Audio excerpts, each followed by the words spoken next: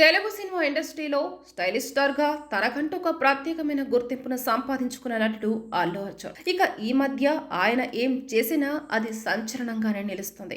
ఎందుకంటే ఆయన చేసిన ప్రతి పని ప్రేక్షకుల్లో ఏదో ఒక విధంగా అయితే ఇంపాక్ట్ చూపిస్తుంది. అయితే పాజిటివ్ గా ఆయన లేదంటే నెగిటివ్ గా అయినా ఇంపాక్ట్ చూపిస్తుంది. ఇక మొత్తానికైతే ఆయన పుష్ప 2 సినిమాతో చాలా బిజీగా ఉన్నట్లు తెలుస్తుంది. ఇక ఈ సినిమాతో ఆయన సక్సెస్ఫుల్ హీరోగా కొనసాగుతాడా లేదా అని ఆయన అభిమానులందరూ భావిస్తున్నారు. ఇక ఇదిలా ఉంటే రీసెంట్ గా ఆయన నంద్యాల వైసీపీ అభ్యర్థి అయిన శిల్పా రవిచంద్ర రెడ్డికి మద్దతుగా ప్రచారం చేయడం ఇప్పుడు మెగా అభిమానుల్లో తీవ్రమైన కలవరానికి గురిచేసింది.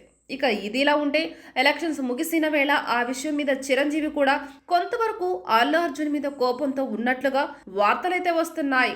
ఇక మొత్తానికైతే మెగా అభిమానులను ఈ విషయం అల్లు అర్జున్ చాలా వరకు నిరాశ పెట్టాడని చెప్పాలి. ఇక ఆ రోజు నుంచి అల్లు అర్జున్ చాలా విమర్శలను ట్రోల్స్ ను ఎదుర్కొంటున్నాడు.